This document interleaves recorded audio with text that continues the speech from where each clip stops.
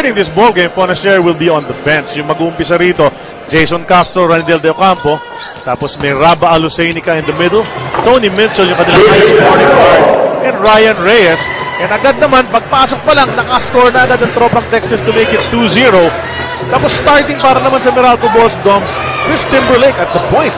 Tapos Mario West, Cliff Hodge, Reynolds natin, the guy we're talking about. Pati na rin itong bagong dating na si John Wilson, who was playing very well para sa Meralco Balls. Well, it looks like Coach Ryan Gregorio is changing it a little bit dun sa kanyang point guard position. Chris Ross not really able to play so well in the first few games, averaging 4 turnovers a ball game. So, iniiba ni Coach Ryan Gregorio yung kanyang point guard spot.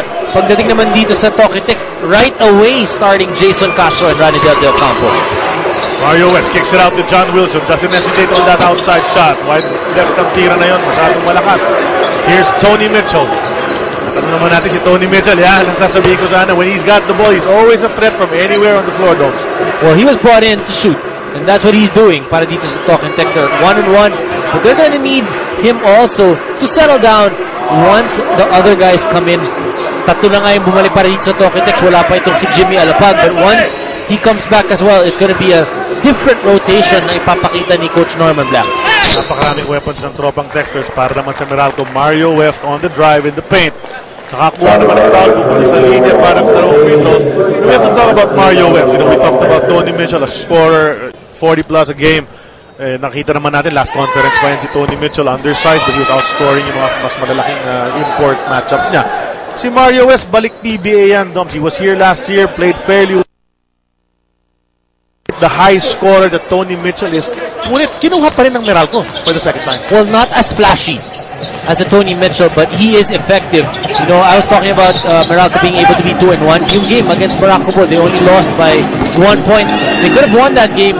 Itong si Mario West could have ended that game with those 2 drives coming from the same spot, but nagmintis lang siya. Tama yun, hard luck dun sa dalawang tira na yun off the glass.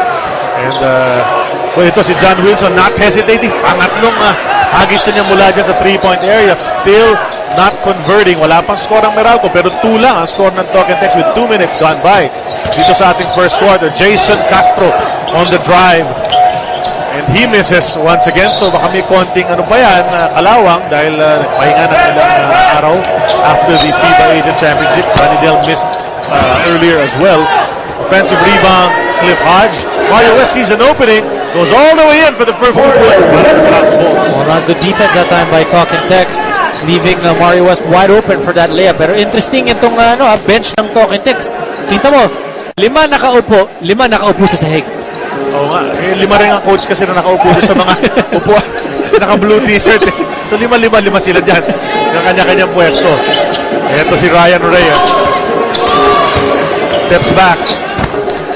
Hindi pumasok, but Raba Aluseni for the follow-up on that shot. So Raba gets 2. Ito si Ryan Reyes, napansin natin na one of several players doon sa konferensyang ito na iba ng hairstyle. Diba? Marami sila parang hirap masanay doon sa buhok ni Ryan Reyes Actually, na may buhok. Oo nga, na medyo may kahabaan. Oo, tapos parang may hati pa na pakanan na ngayon yung stroke niya. As we see Mario West outside shot, hits the 3 and gives his team the lead 5-4. It's going to be interesting what kind of pace Togetex and Meralco will play in today's ball game.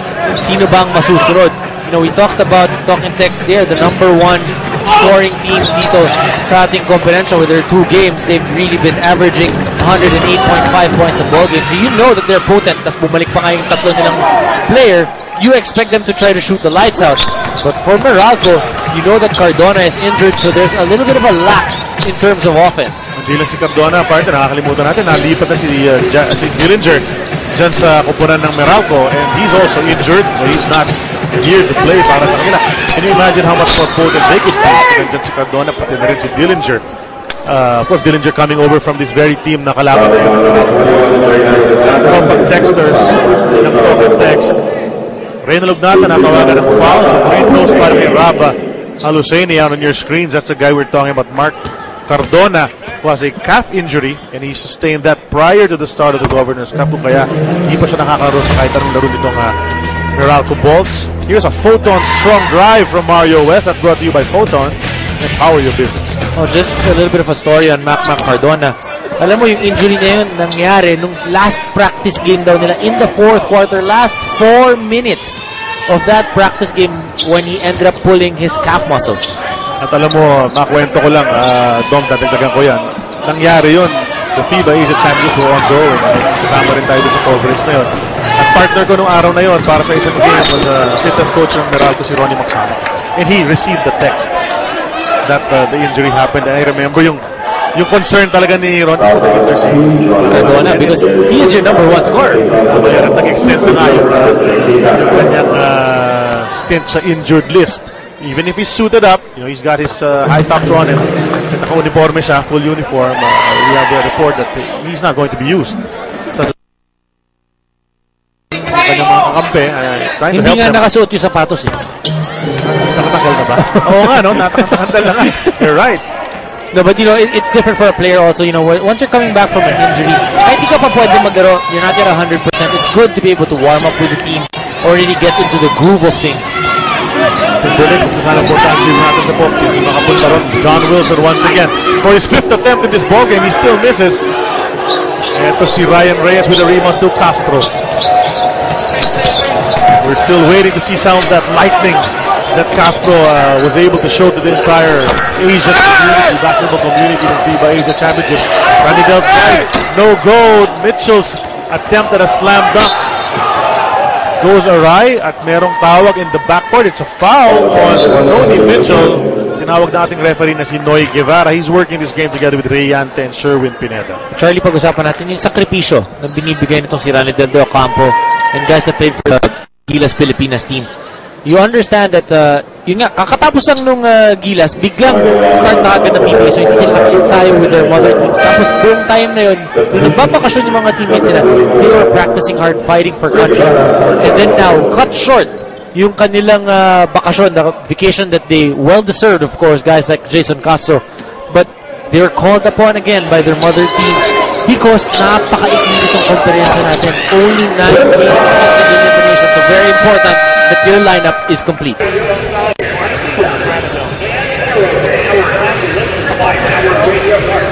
Mula sa Smart Araneta Coliseum, nagbabalik po ang inyong PBA. Bitin na bitin. Ganyan nilarawan nila Larry Panasher, Jason Castro, at Rani Del De Ocampo ang kanilang napaka-iksing bakasyon. Ang sabi nga nila, gusto man nilang mag-extend, they fully understand they can't because of the responsibility and commitment na nila dito sa Tropang Texters. With all due respect to Coach Norman Black na sana ay bibigyan niya sila ng isang buwang pahinga.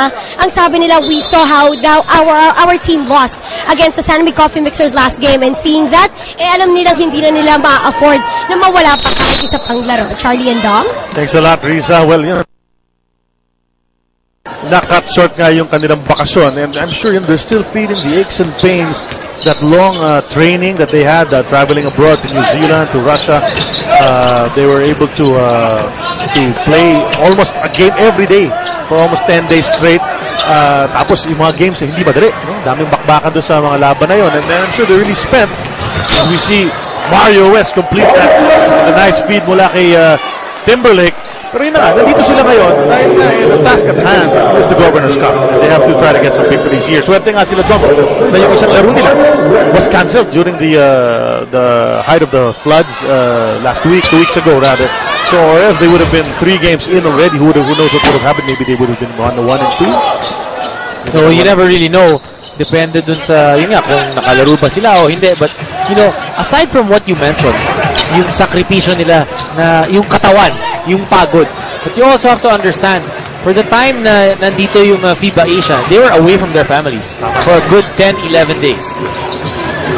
Halos naka-quarantine sila noong mga panahon na yun, no? Walang gamit-gamit ng cellphone halos. At black out nga sila sa mga social media sites. Sabi ni Coach Chuck, wala mo ng Twitter, wala mo ng Facebook. At yun na nga. And well, it's gonna be... Ang ganda naman ng bunga. Oh, syempre. Napakaganda. Napakaganda talaga. Quiet pa sa larong ito. Ito si Tony Mitchell, early on, you think he wants to get quick points, but he's trying to spread the ball around para naman makakontribute yung mga bagong dating na ng mga kakampi niya. Ray Guevara. Nice steal mula kay Mitchell. Basang-basa niya yung pasa ni Ray Guevara. What's Mitchell gonna do against Cliff Hodge? Good resistance mula kay Cliff Hodge to prevent an easy basket mula kay Tony Mitchell. At nagre-reklamo si Mitchell. Sabi niya may foul daw. Sabi niya referee, good defense. Visibly frustrated itong si Mitchell because great defense ang pinakita nitong si... So difficult for Mitchell, great defense. Oh, definitely no foul on that play. Kapag magpas pa nga ito si Cliff Hodge at yung angulo nito si Tony Mitchell on that play. And let's talk about a guy like Cliff Hodge, Doms, starting out really strong dito sa ating 38th season. Was putting up double-double, scoring in the 20s early on sa kanyang konferensya na sa his play has changed very much mula sa panahon ngayon. Well, he's definitely changed. Yung magandang una niyang laro was in the All-Filipino Conference. Walang mga import. But now that there's imports, ang nangyayari sa kanya, he has to go down a spot or he'll have to defend the import. And that's why yung mga minuto din niya nababawasan because kailangan hanapin ng coach kung sino bang bibigyan ng mas madaming minuto. At ito, natawagan ng double dribble.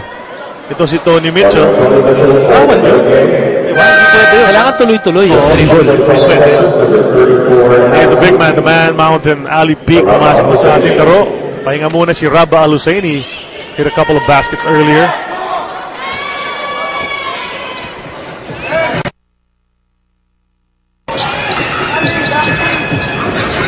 Bantay rito kay Mario West, Sean Anthony, the guy we were talking about the start of the coverage. Ito na pinakikita para sa kanyang bagong koponan. Timberlake, bakit mula sa kanan. And Timberlake, good showing so far in the first 6-7 minutes of this game. Oh, very good showing, especially he did not hesitate with that shot. He was wide open, he got the pass and took it and made it. Also handed out a good pass earlier on the fast break kay Mario West.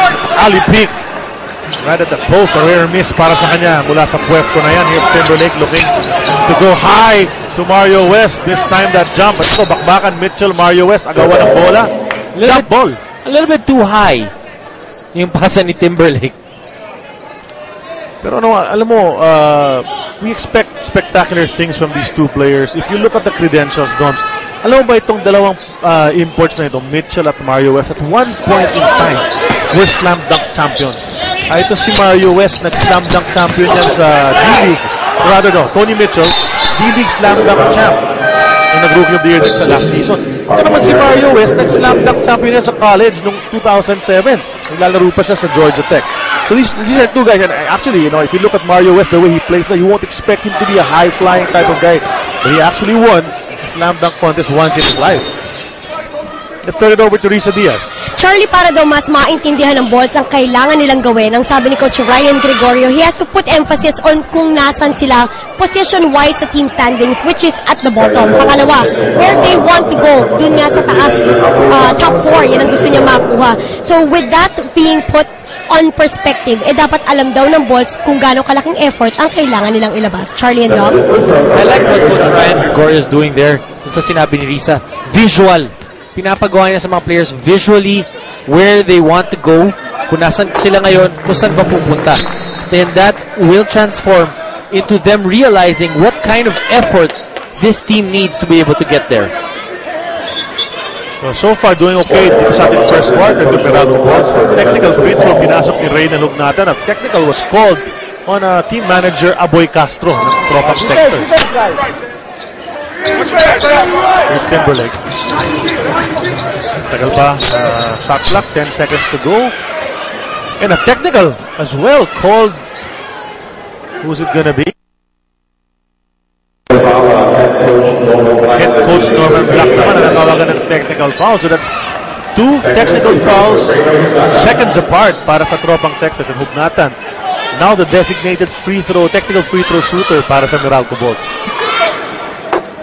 Well, he's definitely improved his free throw shooting. Palobong tira no? Ito si Reyna Lugnatan, nothing but net. Usually naman yung nag-take ng free throw is the best free throw shooter on the floor at that time na tinawagan ng technical foul. On the move, Ray Guevara all the way to the basket para sa layup. Ang ganda naman ng pihit ni Papa Ray. Good curl. Good reading of the defense para dito kay Ray Guevara, getting the 2 points, extending the lead now to 8. 15-7 ang ating score. Harvey Carey, the newlywed, in the ball game, kicks it out to Sean Anthony from 3. Ayan, what a good start offensively for the league leader in scoring average so far after 2 games. Who would have thought that Sean Anthony would be the league leader in scoring? But he just works so hard. Yung mga puntos niya, he'll have those 3-point shots every so often. Pero madami sa kanya mga puntos, offensive rebounds or cuts, just finding himself open. Garbage points. Larry Fonacier gets a basket on the run. And we've become familiar with shots like that mula kay Larry Fonacier. Not content anymore with just standing out by the 3-point line waiting for kickouts. This guy can drive it in already, has an array of moves. Has improved very, very much mula nung nag-umpisa siya rito. Sumagot mula sa 3-point country. Charlie, talking about 3-point shooting, itong Talking Text is the number 1 in the league in terms of percentage sa 3-point area, 36%. At hindi pa naglalaro ron itong si Larry Fonacier and Jimmy Alapag. Jason Castro connected mula sa 3-point land. 2 minutes and 36 seconds na titira dito sa ating first quarter. This is PBA Friday. Bugnakan. Gets it out to Mario. Tried to cross it over. Tumama sa pa. And the play continues. Cliff Hodge, pinigil na lang ang possible fast break play. Humihingi sila ng advantage foul. Bail, sabi ng ating referee. Not the ball's call. A timeout lang sila ng 8.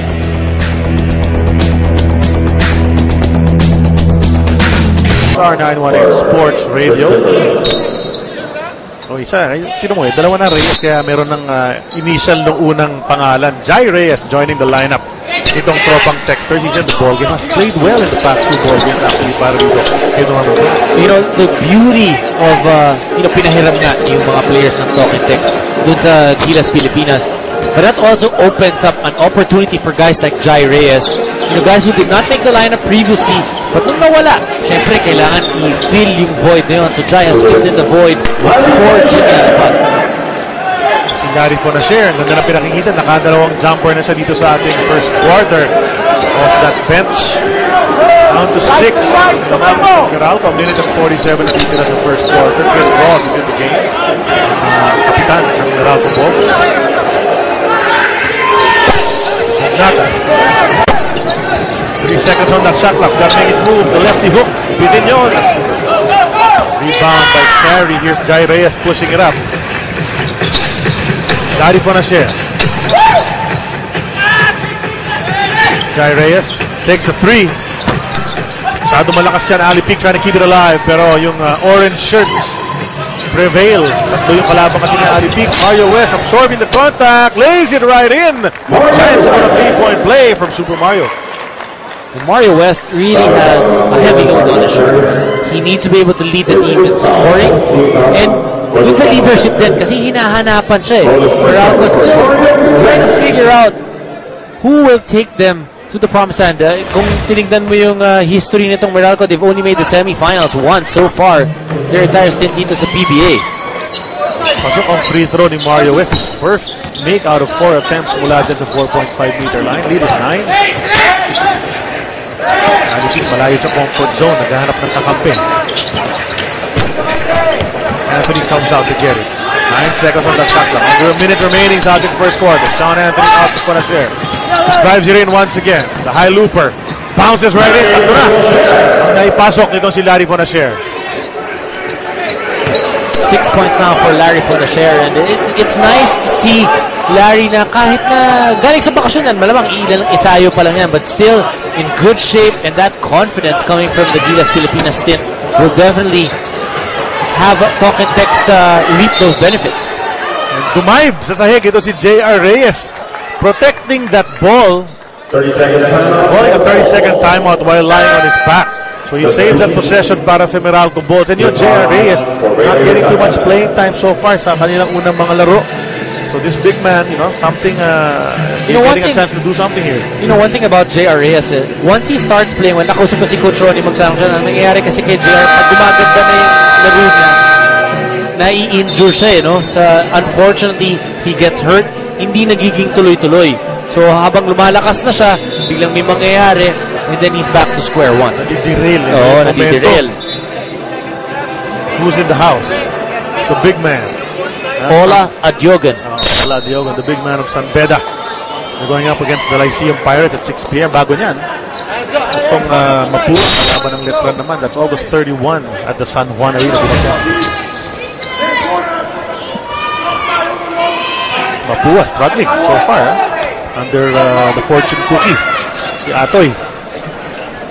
18 seconds to go, 4-second differential, game clock and shot clock, about 3.5 actually. Mario Webb, sinahawakan lang ang bola, ngayon mag-discarte na. 8 seconds to go. Pass it over to Ross, swings it over to Hodge, nakaisang tres na yan kanina, why not make it 2? 8 points down for Cliff Hodge. We would have expected him to make 2 out of 2 from the 3-point area. Second to go, Reyes went up strong, natapikan ng bola, he was looking for a foul, only 4/10 of a second remaining. Time for a catch and shoot. Tingnan natin kung anong mangyayari. Jai to Fonacier, the quick lob.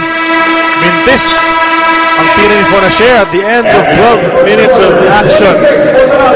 Now, of course, Barangay Ginebra getting ready. Magbabakbakan sila ng Barako mamaya pagkatapos itong laro na to. Billy Mamaril, Chris Ellis, and of course, Mike Singletary, ang import ng Barako. Nandiyan na rin, ready na, naka-uniforme na. At sila naman ang magbabakbakan mamaya. Barako and Barangay Ginebra. Dior Lowhorn as well, ang import ng Barangay. Nandiyan na rin. Of course, Asi Taulava, coming off an MVP stint sa Asian Basketball League. Could we be seeing him again in the PBA? Yan ang question. Yan ang tanong. Kasi yung may rights sa kanya, yung naglalaro ngayon, Balls, yung kung saan niya gusto mapunta yung rights niya, maglalaro mamaya, yung Barangay Ginebra. Declaran niya, the team he wants to play for. But hasn't happened yet.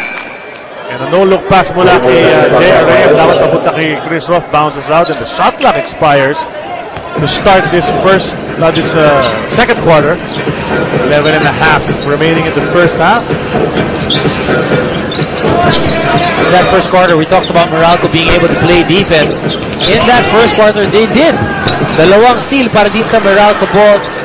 And only 4 turnovers for Meralco. So that means they were pretty much maximizing their opportunities. Okay, well, isa pang magandang nagawa ng Meralco si Tony Mitchell, not getting too many looks at the basket, giving him a hard time. Hindi pa pumuputok.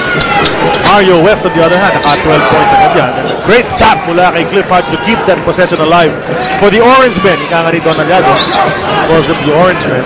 It's all about being able to play both ends of the court, and yun ang nagawa ng Meralco. They were able to play good defense on Talk 'N Text, forcing them only to 26% from the field and 1 out of 6 from the 3-point area. Pagdating naman dito sa Meralco, they shot 48% from the field, 3 out of 8 from the 3-point area.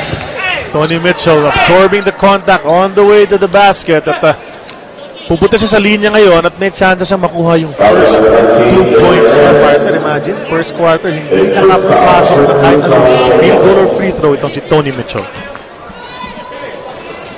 Let's turn it over once again to Risa Diaz. Risa, anong kwento? Charlie, super win-win situation daw yung pagbabalik ng players mula sa Gilas dito nga sa lineup ng Talk 'N Text para kay Tony Mitchell. Ang sabi niya, the more help I get, the better. And on defense, mas luluwag nga daw yun dahil hindi na lang siya ang makikita lagi ng kalaban. They have more guys to worry about. Charlie and Dom? Well, very true. If there's a team that has so many weapons, I would think Talk 'N Text is right up there on the list. Ang dami nga. Nung wala yung tatlo, yung apat, isama mo na si Jimmy Alapam, ang dami pa rin weapons di ba? Tapos ngayon na nandyan na nga yung tatlo. Nagdaga mo pa. Well, the good thing about Talk 'N Text is they really play as a team. There's always a collective effort. Plus, it's a team with 6 titles here in the PBA. So, hindi okay sa kanila yung okay na. Recent titles, just to emphasize on that, the recent success of the Tropang Texas in the past 3 or 4 PBA seasons, medyo matindi. Ang ganda na pinakikita na, they're always in the thick of things, in the semis, in the finals, winning the championship, with a pretty much good core of players that have been there for some time. Well, I really like yung level of intensity nila and yung pride. Mediocre is not good enough. On that play, naipit ito si Jai Reyes against a big guy, shuffled his feet, traveling violation, turnover with 10:01 remaining in the first half. Ball goes back to Meralco, enjoying a 9-point lead. The lob to Mario! Meron yung sinusubukan kanina ni Chris Timberlake, masyadong mataas lang. But a well-run play by the Meralco Bolts. being able to elude that zone defense of talk and text. Atakman si Mario from the left. Doon na. Naspatan na ito si Kid Ross. The passer that he is. Sean Anthony to the basket. Absorbing the contact mula kay J.R. Reyes. Chance for the three-point play. And this is another guy, alam ni Sean Anthony, ang ganda, spectacular play, momentum, clearly balls, but he takes it right into the defense, trying to get a pass. Well, that's how you want to be. If you look at yung mga Coach Yan Biao teams and yung Barangay Ginebra, how they do it is, kung makashoot yung kalaban, wala na, tapos na yun. You try to get it back right away. At agad pinaupo ito si J.R. Reyes after committing that foul. Raylan Hugnatan back in the ball game. Kompleto, three-point play ni Sean Anthony. He's got 6 points in this game. A three-pointer and a three-point play. Ross, punta kay Hodge. Swing it over to Ray Guevara to Hugnatan. Ball movement para sa Meralco, trying to find the open man. 4 seconds to go on that shot. Kailangan magmadali na. Mario West. At natapik nito si Reynald Hugnatan into the basket. No count sapagkat hindi tumama yung unang itcha nito si Mario West. Another turnover now for Meralco. That's the third turnover of Meralco dito sa second quarter. So that's a turnover every minute because there's still 9 minutes left in this second quarter. Pagkakataon nga na mag-capitalize itong tropang Texters dahil nga pabalik-balik sa kanilang bola. They're down by 8 with 9:03 remaining. Muna si Larry Fonacier. Ryan Reyes is back in the ball game. They kick it over to Mitchell. Swings it over to Ryan Reyes. Open just inside the three-point line. Bounces out. Mario West showing some ball handling skills. Sunday Salvacion. Gunner yan para sa Meralco. Once again, deep into the shot clock. 7 seconds to go. Timberlake. On that turn, there's a foul. It's going to be called on Sean Anthony. Well, not a good foul by Sean Anthony, and he understands that. He knows it. Tsaka malayo eh. Malayo. So that just gives an opportunity for Meralco to reset their shot clock. Tira ni Cliff Hodge doesn't go. Eto na tropang Texas, humahabol. Castro on the way up, natamaan. He'll go to the line para sa dalawa. And of course, Jason Castro, who was known for 11 days, Doms, as Jason Williams. Diba? Tinatanong ng mga tao ng mga unang laro ng Gilas, sino yung Jason Williams? Import nakalagay sa... Diba? Eh, larong import naman kasi pinakita niya, no? Napakaganda. Of course, a member of the All-Star. Diba? Tawag nila All-Star 5 ng FIBA Asia Championship. Our Sinuot soul. niya kaya yung relos? Tinatago raw niya muna eh. May kwento yata tukol kay Jason, ito si Riza Diaz. Charlie, yun nga, nabitin nga daw si Jason Castro or Jason Williams sa kanyang maiksing bakasyon. Pero doon sa maiksing panahon na yun, nakabisita daw siya sa Pampanga where he received so much love. And for the longest time, hinahantin siya ulit ng authentic Pampanga kare-kare na talagang paborito naman niya. Charlie? Good rest para sa kanya. We'll take a rest as well if the time. Yan ang PBA sa Action TV International sa Middle East via Orbit Showtime Network, sa Europe via OSN TV tomorrow at sa Guam via MCV Broadband. Sabihan nyo inyong mga kamag-anak, labangan ng maaksyon na labanan ng PBA at UFL sa Action TV International. Ball is with Meralco. 8 minutes, 11 seconds na ditira dito sa ating first half. 4 na lang ang lamang ng Meralco after being up by as much as 11 earlier in the ball game. Changing up the lineup, Coach Norman Black now puts in Ranadel De Ocampo and Raba Al-Husseini together, and then Vinci Mitchell. So they're going a lot bigger, but the quickness is still there as long as you have Jason Castro. Oo eh, wala nang mas bibilis dyan.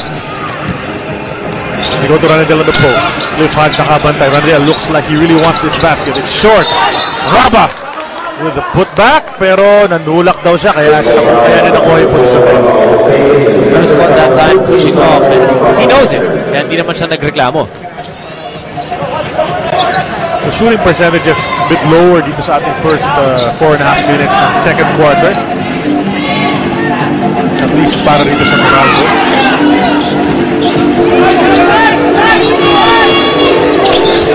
Timber goes over to Sunday. 0 for 2 from 3-point land para kay Sunday Salvacion so far. The lob.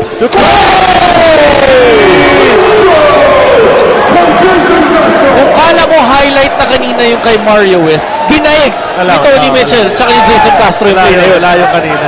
Doon ako sa back to the basket, alley-oop, slam dunk na nangyari doon. And of course, Tsaka mas mahirap yun, Charlie, dahil galing sa fast break eh. Iba yung galing ka sa half court, mas madali makuha yung timing. mataas to angat. Hindi naman magkano mataas yung love. And here he goes. Slamming it through, taking it home. Tony Mitchell, 1-all na sa alley-oop. Yung dalawang imports. Pero back dunk yung kanya, no? Pogi.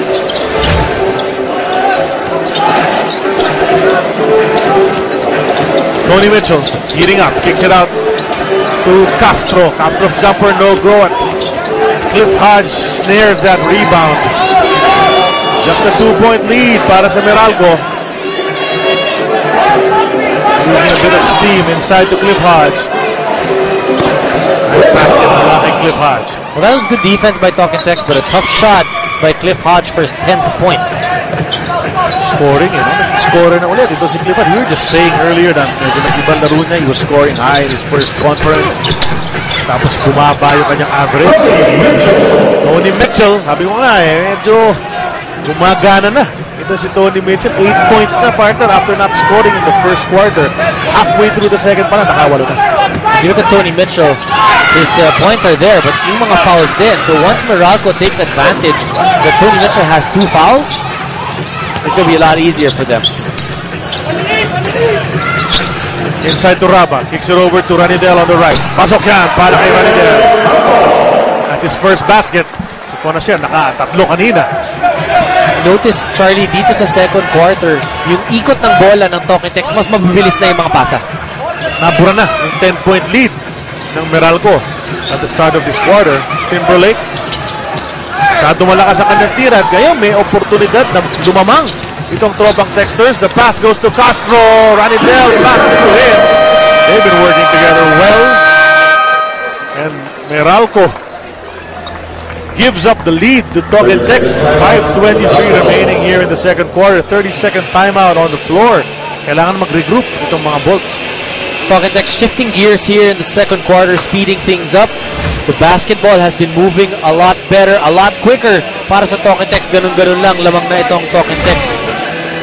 Tingnan natin yung ating team standings, Doms. Medyo nasa lower half itong dalawang kopono na to. But, you know, there's two ways of looking at it. You can say, maaga pa naman, di ba? Pero pwede mo rin sabihin, maikli yung conference eh. So, walang maaga-maaga, di ba? Just look at Petron Blaze. They have 4 games already. And you look at the Rain or Shine, 4 games na yan. That's pretty much half of the elimination round. Oo. So, ano na, masasabi mong palapit na tayo sa kalahati ng elimination round. So, you gotta win, you gotta compete every single game. Hindi ka pwede magkaroon ng isang laro na you come out flat. And if you do, you have to be able to recover right away. And that could make the difference. That one flat game that you have, Doms could make it or break it. You know, it could be the difference between 7th spot and 9th spot, perhaps. And if you're in the 9th spot, you're out. Immediately out the first game. Warning ng Meralco Bolts for delaying the ball game coming out of that timeout. Talking Tex on a 15-2 run here in the second quarter. Van Landing out. Ito rin para kay Coach Ryan Gregorio. Well, they need the outside shooting because nahihirapan sila sa zone defense ng Talking Tex. Pumama sa pa ni Mario F. Tambola. That's a turnover coming off of a timeout. Still having a hard time dun sa pinapakitang depensa ng Talking Tex. Hindi pa sila nakakahanap ng solusyon. You know, they've been trying to go inside but they haven't been able to score. Yung huling puntos nila, yung mahirap at pilipit na tira pa itong si Cliff Hodge. Tony Mitchell's 3. Masyado malakas yan. Rebound. Who's gonna get it? Chris Ross na pumulot. Ross wants to go all the way to the basket. He slips and falls. Throws it away. Ryan Reyes behind his back. Loses it at the half-court line. Ryan Reyes complaining na hawakan niya yung shorts niya. At kapag tinignan mo yung buhok ni Ryan Reyes, may angulo pa eh. Oo. Yung mga sa'yo, may mga change look yung mga players natin eh. Ilang months kasi, mga 3 or 4 months yun na medyo nabakante sila sa basketball. Change hairstyle na lang sila. Ayaw magpagupit. Ayaw magpagupit. Yung iba naman, nagpagupit ng todo. Well, just to change things up and hopefully that will work for them. Si Chris Ross nga, mag-iimbang ngayon ng bola. Iba na hairstyle. Si Chris Ross, medyo mas may throw siya dati. nawala na rin yun. Medyo closely cropped na ngayon yung kanyang buhok. Mario West. Over to Van Landingham. Missed earlier from there, but this time he gets it. Well, that's what he was brought in to the Meralco Balls team for, to knock down those outside shots. If he can knock them down, he will get more playing time. He's another one of those guys yung malamig pinisi, yung mga Sandy Salvador. Most of their shots really come from out there, beyond the arc. The drop to Castro. Castro tries to go off the glass and gets it. Well, if you look at the career of Josh Van Landingham, pag ina-analyze mo kung gaano kadaming tinino niya sa labas at yung sinaksak niya, maybe 80% from the outside. Tama yun. Nice bounce pass. Hugnatan to Mario West. Good teamwork from the two bolts. And that's how to break that zone defense of Talking Tex. You try to move that basketball, make the defense commit one way, and then make the extra pass for the shot. Ito si Mitchell. Pasa sa loob. No one anywhere near Rabah Al-Husseini. It's going to be the easiest basket he can get. Meralco getting a little bit frustrated with how they're playing defense because Talking Tex is just scoring at will here in the second quarter. Siso ball game tayo these past few plays. Palitan na ng basket ng dalawang komponent. Pagkakita nga gustong ibahin yan. Tres naman ang gusto ipasok. Wala. He gets it back. Goes in. The layup. Wala yan. Off balance. And he hits the deck. And you were saying nga, di ba? Parang mas sanay talaga tumira mula sa labas. The drive a bit awkward and off balance. Ryan Reyes missing from 3, but they get it back. Mitchell takes his turn and makes it from Rainbow Country. He's been taking those outside shots, those three-point shots from maybe 2 feet away from the line because he knows that he's got that range. Kanina, pumasa siya dito kay Ryan Reyes, hindi na shoot. Nung binigyan siya ng opportunity, sige, ikaw naman tumira, knocked it down. The lead is 4 para sa tropang Texas. Biggest of the ball game. They were trailing by 10 earlier. Wilson on the drive. Agaw ni Tony Mitchell. Here they go. Gives it over to the wrong guy. Chris Ross getting in the passing lane. Nata in the shaded area. Sidestep. Loses the ball. It's saved. Here the white shirts. Patungo naman sa kabila. The spin move. Tony Mitchell gets the lead with the offhand. At hinawakan ni Van Landingham. Or was that Wilson? Wilson na. Natawagan ng foul on that play. See the way he eluded the defense. At yung hinawakan na. Na-shoot pa rin. 2:09 remaining in the first half. Trailing by 6. Talking Tex nagising dito sa quarter number 2 especially. Tony Mitchell, 13 points in the second quarter. And the good thing about his points, hindi pilit. He got that alley-oop slam. He got that 3-point shot. And usually, kapag pumapasok, sasabihin mo, hindi pilit eh. Oo. But you can see, kahit yung style na Donf tama ka, hindi yung just jacking it up from everywhere, which he have a tendency to do sometimes. Lalo na pag parang feeling niya yung momentum nasa kanya na tira na ng tira. But now, under control, realizing that maraming ang kakampi na pwedeng kumiscore din. And he passed up on a couple of shots, diba? Right. Mga passes outside to a player in a better position. Another pass up in the sky for Mario West. That's just frustrating for the defense of Talking Tex because that's the second time that Meralco has ran that same play, same people involved doing the same thing. Basa lima lamang ng Talking Tex. A minute and 45 remaining sa ating first half. Here's Mitchell. Decides to take another 3. Gets another one. 16 points in 1 quarter for Tony Mitchell. Kanina yung 12 points sa first quarter si Mario West. Blanco ito si Tony Mitchell rather, but now he's answered back in a big way. John Wilson gun shy dahil marami na siyang mintis dito sa ating first half. The bounce inside to Hugnatan, the patient basket, but he overshoots. Ito si Sean Anthony to Jason.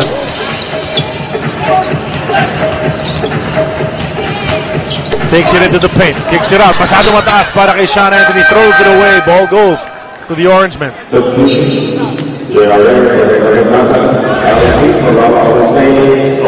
Another eye in the sky play. Chris Ross finding Mario West on the weak side for his second alley-oop. Wala screenan itong import ng Talking Tex na si Tony Mitchell. That's why Mario West was wide open for that dunk. Highlight plays na tayo dito sa ating first half on both teams. Reyes swings it over to Sunday. Sunday makes a move into the paint. Kicks it out. Mario West. Siya naman. Discarte, step back, jumper, off the glass, pasok, pero offensive foul at tinawag dahil may tulak para mag-create ng konting space. 30-second timeout called by the Tropang Texters. 36.5 seconds remaining in the first half. They have a fresh 24 coming out of this timeout. Chance to perhaps largen their lead. Well, Morocco definitely got outplayed by Talking Tex here in the second quarter. Yung opensa ng Talking Tex led by their import Tony Mitchell, now shooting 61% from the field. Itong Meralco Bulls, baliktad naman para sa, rather, itong Talking Tex baliktad naman para sa Meralco, 26% lang. A while ago, ito yung takbo going the other way para sa Tropang Texters. That's a Kawasaki rousing fast break brought to us by Rouser 135 by Kawasaki. Ralph the Rider review. Tropang Texters, tignan natin kung anong diskarte coming out of that timeout. Castro the bounce inside to the man mountain. Easy two. Just too easy that time. That pass was right in the gut of the defense ng Meralco to Ali Peak. Nagpahinga na yung kanilang import, but yung opensa ng Talking Tex is still humming. Na second shot time para sa Meralco Bulls. Halos patap ng game clock at shot clock. Foul given up by the Tropang Texters. Not yet in penalty. At pinasok muna si Aaron Aban for these last 8.4 seconds of the first half. Pahinga muna si Jason Castro. Mario West on the move. Tried to kick it out. Nakuha pa ni Ryan Reyes. Looks up at the clock. Kicks it over to Fonacier. Running three-pointer. Front rims it. Almost gets that basket. And what a turnaround sa first quarter. 10-point lead itong Meralco. Ayun. 10-point lead naman itong Tropang Texters. Charlie, pinag-usapan natin yung opensa ng Talking Tex in the second quarter, but really